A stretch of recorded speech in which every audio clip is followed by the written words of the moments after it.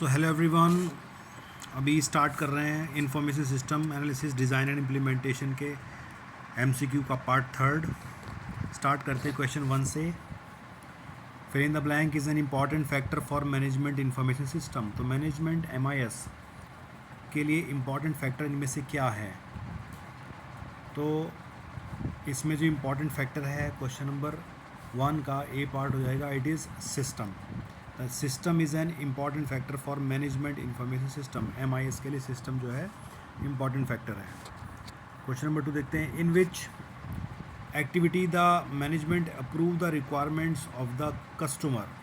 कौन सी एक्टिविटीज़ में मैनेजमेंट कस्टमर्स की रिक्वायरमेंट को अप्रूव करता है? तो क्वेश्चन नंबर 2 का जो बी पार्ट सही हो जाएगा, it is study phase review. Study phase review. Question number 3, fill in the blank. कौन सा लेवल की बात चल रही है? Level supply information to strategic tier for the user of top management. Question number 3 का डी ऑप्शन कट हो जाए, इसको बोलते हैं tactical. Tactical levels basically supply करता है information to the strategic tier for the use of top management. Question number 4, in a DFD external entities are represented by a. तो data flow diagram DFD में जो external entities होती हैं उनको कैसे represent किया जाता है? तो 4th का ए, इसको रेक्टेंगल के फॉर्म में इस तरह से रिप्रेजेंट किया जाता है। एक्सटर्नल एंटिटीज़ को रेक्टेंगल में रिप्रेजेंट किया जाता है। तो ये डीएफडी से रिलेटेड बहुत सारे नोटेशंस होते हैं जिनको याद रखना चाहिए, इनसे भी क्वेश्चन बन जाते हैं। Question number 5, can be fill in the blank can be defined as data that has been processed into a form that is meaningful to the recipient and is of real of or perceived value in current or prospective decisions। तो question number 5 का सही option होगा, ये information की बात चल रही है। Information can be defined as data that has been processed into form. मतलब इसका मतलब ये है कि ये डेटा और इन्फॉर्मेशन के बारे में रिलेशन बताया जा रहा है कि डेटा क्या होता है, इन्फॉर्मेशन क्या होता है। तो इन्फॉर्मेशन ऐसा डेटा होता है जिसका कोई मीनिंग होता है। मीन्स मीनिंगफुल डेटा को इन्फॉर्मेशन कहा जाता है। ये उसी की डेफिनेशन बताई जा रही है। क्वेश्चन नंबर 5 का बी ऑप्शन करेक्ट हो जाएगा। इन्फॉर्मेशन, मीनिंगफुल डेटा या collection of meaningful data is called information. Question number 6, use the new system as the same time as the old system to compare the results. This is known as, तो इसको क्या बोलते हैं?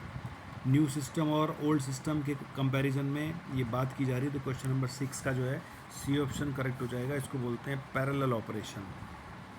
Parallel operation 6th का C option correct हो जाएगा। 7 देखते हैं।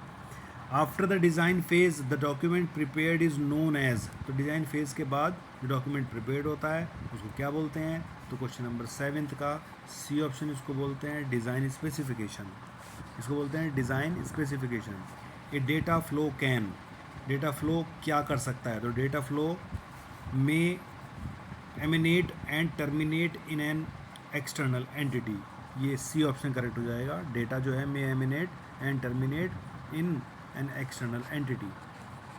Question number 9, can be defined as most recent and perhaps the most comprehensive technique for solving computer problems। तो क्वेश्चन नंबर 9th का ये ऑप्शन करेक्ट हो जाएगा, ये system analysis. System analysis can be defined as the most recent and perhaps the most comprehensive technique for solving computer problems. तो computer problems को solve करने के लिए सिस्टम एनालिसिस को मोस्ट जो है करंट और या फिर ऐसा बोल सकते हैं कम्प्रिहेंसिव टेक्निक बताया गया है system analysis. Question number 10, SDLC stands for. तो SDLC की फुल फॉर्म पूछी जा रही है system development life cycle. Question number 11 देखते हैं। Which of the following is are the characteristics of information. तो इन्फॉर्मेशन की कैरेक्टरिस्टिक्स के बारे में पूछा जा रहा है। तो 11 का जो है डी ऑप्शन करेक्ट हो जाएगा। सारी की सारी जो है इन्फॉर्मेशन की कैरेक्टरिस्टिक्स हैं। It is accuracy and relevance, form of information and timeliness and completeness and purpose. ये सारे के सारे इन्फॉर्मेशन हैं, इन्फॉर्मेशन की कैरेक्टरिस्टिक्स हैं। क्वेश्चन नंबर 12 देखते हैं। The data flow diagram DFD is the basic component of. तो डीएफडी जो है किसका बेसिक कंपोनेंट है? तो डीएफडी जो है लॉजिकल सिस्टम का बेसिक कंपोनेंट होता है। DFD is a basic component of logical system. 13 देखते हैं। Data cannot flow between two data stores because. Data store के बीच में दो डेटा स्टोर के बीच में डेटा फ्लो नहीं कर सकता है। क्यों नहीं कर सकता है? क्योंकि दे विल गेट मर्ज्ड, वो दोनों मर्ज हो जाएंगे, इसलिए दो डेटा स्टोर्स के बीच में डेटा को फ्लो नहीं कराया जा सकता। 14 देखते हैं the characteristics of well design system. तो वेल डिज़ाइन सिस्टम की कैरेक्टरिस्टिक्स पूछा जा रहा है, तो 14 का जो है डी ऑप्शन करेक्ट हो जाएगा, ABCDEF, मतलब कि सारे ही जो है इसके वेल डिज़ाइन सिस्टम के कैरेक्टरिस्टिक्स हैं। प्रैक्टिकल भी होना चाहिए, इफेक्टिव होना चाहिए, सिक्योर होना चाहिए, रिलायबल, फ्लेक्सिबल, इकोनॉमिकल, सब होने चाहिए। सारी कैरेक्टरिस्टिक्स हैं सिस्टम डिज़ाइन की। 15 देखते हैं gives defining the flow of the data through the organisation or a company or series of task that may or may not represent computerised processing. तो 15 का जो डी ऑप्शन करेक्ट हो जाएगा, ये सिस्टम फ्लो चार्ट। तो system flow chart जो है gives defining the flow of the data through and organisation or a company or series of task that may or may not represent computerised processing. ये है system flow chart. 16 देखते हैं in the analysis phase the development of the. तो analysis phase में ये development की बात कर रहे हैं, तो ये डेवलपमेंट की बात कर रहे हैं प्रोग्राम स्पेसिफिकेशन की। In the analysis phase the development of the program specification occurs which is a clear statement of the goals and objectives of the project. 17 देखते हैं actual programming of software code is done during the. तो programming जो actual programming है software code की, वो कहाँ पर की जाती है, ये पूछा जा रहा है। तो 17 का जो डी ऑप्शन करेक्ट हो जाएगा, ये होता है डेवलपमेंट एंड डॉक्यूमेंटेशन वाले फेज में होता है। 18 देखते हैं enhancements, upgrades and bug fixes are done during the. तो 18 का ए ऑप्शन करेक्ट हो जाएगा, ये है maintenance and evaluation step in the SDLC। तो अपग्रेड्स, बग फिक्सेस, ये सब किस में होते हैं? मेंटेनेंस और इवैल्यूएशन में होते हैं। 19 देखते हैं HIPO stand for. 19 HIPO stands for, तो HIPO stands for hierarchy input process output, hierarchy input process output. 19 का ए ऑप्शन करेक्ट हो जाएगा। 20 देखते हैं advantages of system flow charts. तो एडवांटेजेस जो है सिस्टम फ्लो चार्ट के एडवांटेजेस क्या हैं? 20 का डी ऑप्शन करेक्ट हो जाएगा। 20 का डी ऑप्शन करेक्ट होगा, ABC, सारे के सारे ऑप्शन करेक्ट होंगे। 21 देखते हैं is a tabular method for describing the logic of the decisions to be taken. तो 21 का ए ऑप्शन करेक्ट होता है, डिसीजन टेबल्स होती हैं। Decision tables is a basically tabular method होता है डिस्क्राइब करने के लिए logic of the decisions to be taken. 21 का ए ऑप्शन करेक्ट हो जाएगा। 22 देखते हैं the approach used in top down analysis and design is. तो टॉप डाउन एनालिसिस जो है में डिज़ाइन में कौन सी अप्रोच यूज़ होती है पूछा जा रहा है। तो 22 का जो है सी ऑप्शन करेक्ट होगा, ये वाला। To identify a top level function and then create a hierarchy of lower level modules and components. C option correct होगा 22 का। 23 देखते हैं डॉक्यूमेंटेशन इज़ प्रिपेयर्ड। तो डॉक्यूमेंटेशन प्रिपेयर होता है। 23 का A option at every stage. Documentation जो है हर स्टेज पर प्रिपेयर होता है। Decision tree uses. तो डिसीजन ट्री किसको यूज़ करता है? तो डिसीजन ट्री जो है इन सबको यूज़ करता है, ऑल ऑफ द अबव। 25 देखते हैं problem analysis is done during. तो प्रॉब्लम एनालिसिस जो है वो कौन से स्टेज पर किया जाता है? तो 25 का बी ऑप्शन करेक्ट होगा, it is system analysis phase. तो problem analysis done during system analysis phase में होता है। 26 देखते हैं decision table facilitates conditions to be related to. तो 26 का ए ऑप्शन करेक्ट होगा actions. A decision table facilitates conditions to be related to the actions. A option correct होगा। 27 देखते हैं, क्वेश्चन पढ़ लेते हैं। A is an outline of a process that keeps develop successful information systems. तो basically 27 में ये पूछ रहा है, तो इसका ए ऑप्शन करेक्ट हो जाएगा, it is system development life cycle.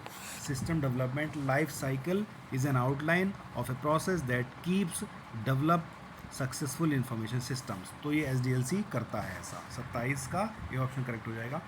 28 देखते हैं an appraisal of a systems performance after it has been installed is called system. तो इसको क्या बोलते हैं? इसको 28 का बी ऑप्शन करेक्ट है, इसको बोलते हैं review. An appraisal of a system performance after it has been installed is called review. 29 an example of a hierarchical data structure is. तो हायरार्किकल डेटा स्ट्रक्चर का एग्जाम्पल क्या है? ट्री। ठीक है, हायरार्किकल जो एक स्ट्रक्चर बनता है, ट्री स्ट्रक्चर उसको बोलते हैं। 30 which of the following is not a characteristic of good test data. तो गुड टेस्ट डेटा का इनमें से कौन सा गुड कैरेक्टरिस्टिक नहीं है, ये पूछा जा रहा है। तो ये है पहला option, users do not participate at this preliminary stage, ये इसका डिसएडवांटेज है। इसका 30th क्वेश्चन का ए ऑप्शन करेक्ट हो जाएगा। In the system concept term integration का मतलब क्या है, इसका refers to the holism of a system. 31 का डी ऑप्शन करेक्ट हो जाएगा। 32 देखते हैं, the rules to follow in constructing decision tables are, तो 32 का जो है डी ऑप्शन करेक्ट हो जाएगा, ऑल ऑफ द अबव, ये सारे के सारे रूल्स आएंगे इसमें। 33 देखते हैं, is a group of interested components working together towards a common goal by accepting inputs and producing outputs in an organized transformational process, तो 33 का ए ऑप्शन करेक्ट हो जाएगा। इसको बोलते हैं सिस्टम।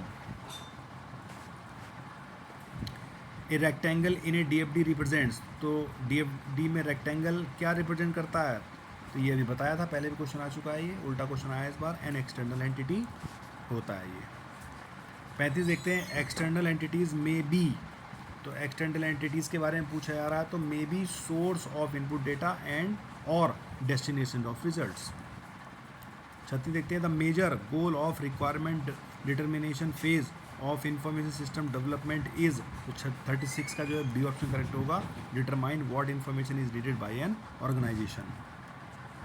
37 देखते हैं, it is necessary to prioritize information requirements of an organization at the requirement determination phase as, 37 का सी ऑप्शन करेक्ट होगा, there are constraints or on budgets, available time, human resource and requirement, C option correct होगा। 38 question देखते हैं, requirement specification is carried out, requirement specification carried out किया जाता है, 38 का A option कब होगा, कब किया जाएगा, आफ्टर रिक्वायरमेंट्स आर डिटरमाइंड, जैसे रिक्वायरमेंट डिटरमाइंड हो गई उसके बाद रिक्वायरमेंट स्पेसिफिकेशन को हम करेंगे।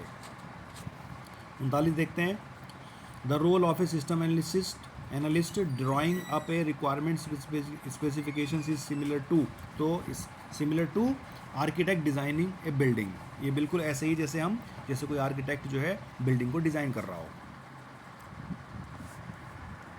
40 देखते हैं, it is necessary to consult the following while drawing up requirement specifications, तो top middle and operational managers and also all who will use the system, ये करना जरूरी है। It is necessary to consult the following while drawing up requirement specification, जब requirement specification किया जा रहा है तो सब तब जा करके टॉप मिडिल और ऑपरेशनल मैनेजर्स, इन सबसे बात करनी पड़ेगी। 40 का डी ऑप्शन।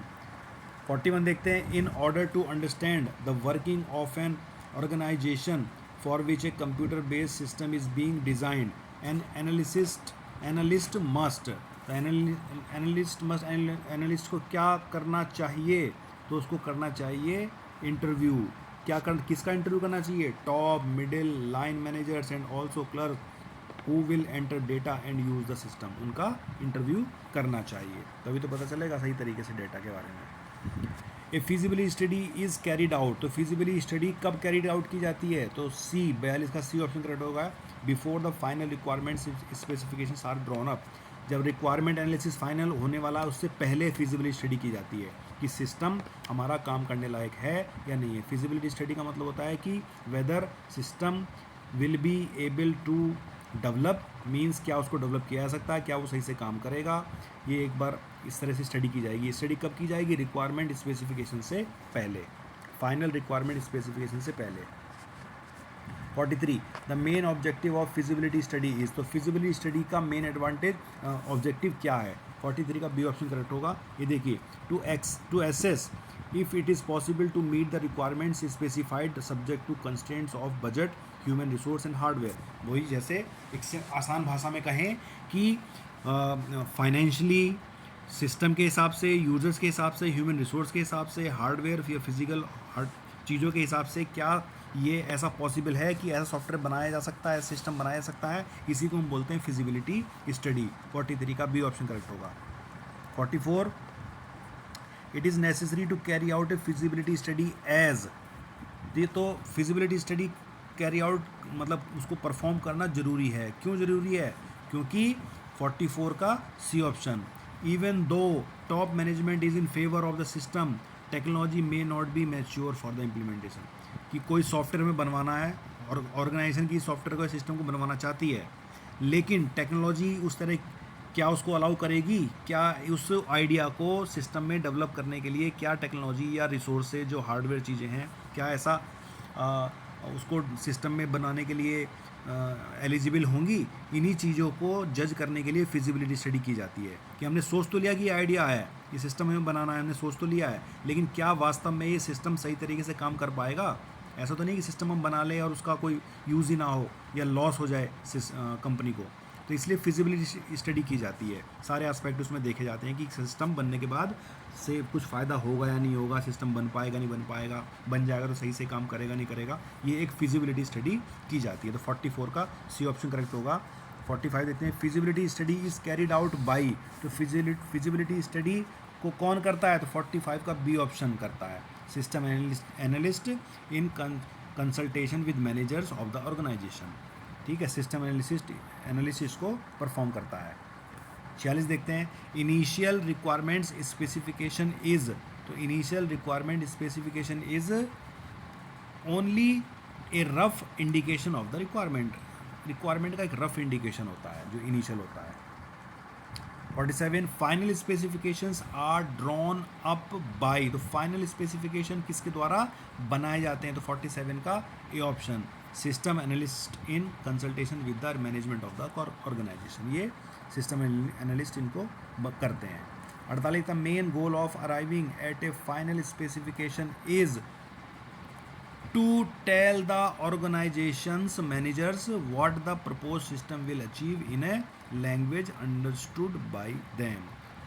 ठीक है, उनकी भाषा में मैनेजर्स को बताया जाता है, इसी को हम बोलते हैं main goal of arriving a final specification. ठीक है, 48 का बी ऑप्शन करेक्ट होगा। 49 the final specifications are arrived at. तो फाइनल स्पेसिफिकेशंस कहाँ पर अराइव्ड होते हैं, तो 49 का A, after feasibility study. Feasibility study कर ली, उसके बाद फाइनल स्पेसिफिकेशंस अराइव्ड होते हैं। 50 देखते हैं, system approval criteria are specified when the final specifications are drawn up. ठीक है, तो 50th का ए ऑप्शन करेक्ट हो जाएगा। तो 50 क्वेश्चंस हमने यहाँ पर देख लिए हैं। आई होप कि ये क्वेश्चंस आप लोगों के लिए हेल्पफुल होंगे। ठीक है, अभी के लिए चलते हैं। Thank you so much.